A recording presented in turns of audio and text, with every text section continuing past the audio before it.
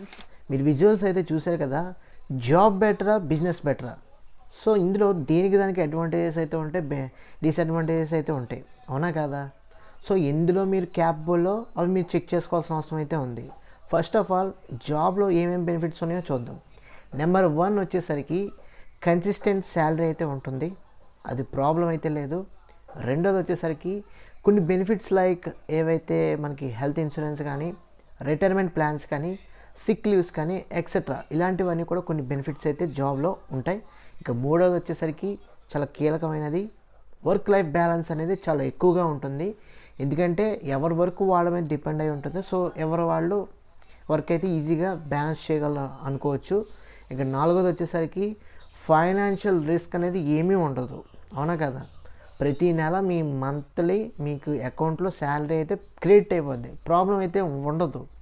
ఇంకా ఐదవది వచ్చేసరికి కెరీర్ డెవలప్మెంట్ అండ్ స్పెషలైజేషన్స్. ఇవి కొంచెం క్లియర్గా మాట్లాడుకున్నట్లయితే ప్రతి జాబ్లో కూడా ఉండే కామన్గా ఏంటంటే ప్రమోషన్స్ కానీ, హైక్స్ కానీ, ఇన్సెంటివ్స్ కానీ, బోనసెస్ కానీ, ఇలాంటివన్నీ కూడా రకరకాలుగా ఉంటాయి.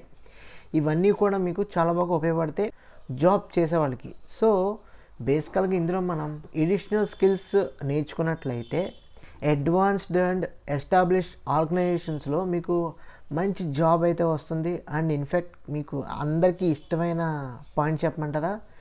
ఎస్, హైయెస్ట్ ప్యాకేజ్ కూడా మీరు సొంతం చేసుకుంటారు. సో జాబ్లో లైఫ్ అయితే సెట్ ఉంటుంది, మీకు ప్రాబ్లం అయితే ఉండదు.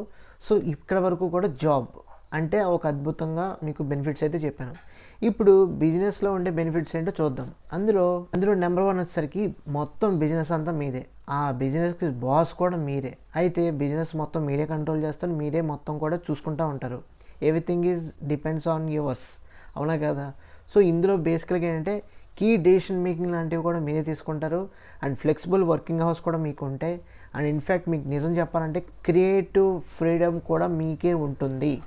ఇంకా రెండో పాయింట్ వచ్చేసరికి అన్లిమిటెడ్ ఎర్నింగ్ పొటెన్షియల్ కూడా ఉంటుంది. వెల్త్ క్రియేషన్ లాంటివి పీక్ లెవెల్లో మీకైతే కలుగుతుంది. అండ్ రెండోది వచ్చేసరికి ఇందులోనే బిజినెస్ స్కేల్ కూడా మీరు ఎక్స్పాండ్ చేయొచ్చు. అది లొకేషన్స్లో అయి ఉండొచ్చు, స్టేట్స్లో అయి ఉండొచ్చు, వేరే కంట్రీస్లో అయి ఉండొచ్చు. మీరు ఎక్స్పాండ్ ఎక్కడైనా చేయొచ్చు. సో ఎక్కడ పడితే అక్కడ హవా అయితే మీది నడుస్తుంది, ఇలా నడుస్తూ ఉంటుంది అనమాట. ఇక మూడోది వచ్చేసరికి లాంగ్ టర్మ్ ఫైనాన్షియల్ అసెట్స్ అయితే మీరు బిల్డ్ చేసుకోవచ్చు. సో ఇక్కడ మీకు లాంగ్ టర్మ్ ఫైనాన్షియల్ అసెట్స్ అంటే మీకు ఉపయోగపడితే, మీ ఫ్యామిలీకి ఉపయోగపడితే, మీ పిల్లలకు ఉపయోగపడితే, మీ వారసులకు కూడా ఉపయోగపడితే, ఇంకా ఫర్దర్ జనరేషన్స్ వాళ్ళకి కూడా చాలా బాగా ఉపయోగపడుతుంది మీ బిజినెస్ రాక్ సాలిడ్గా చేయగలిగితే మట్టికి. సో లాంగ్ టర్మ్ విజనరీ కూడా పర్సన్ అయ్యి ఉండాలి మీరు. అందులోనే మీకు బెనిఫిట్స్ ఏముంటాయి, లాభాలు ఏముంటాయి, మీకు హైయెస్ట్ గ్రాస్ ఏంటో మీకు తెలుస్తుంది. సో ఇదొక మెయిన్ అడ్వాంటేజ్ అయితే ఉంటుంది. ఇంకా నాలుగోది వచ్చేసరికి పర్సనల్ ఫుల్ఫిల్మెంట్ అయితే ఉంటుంది.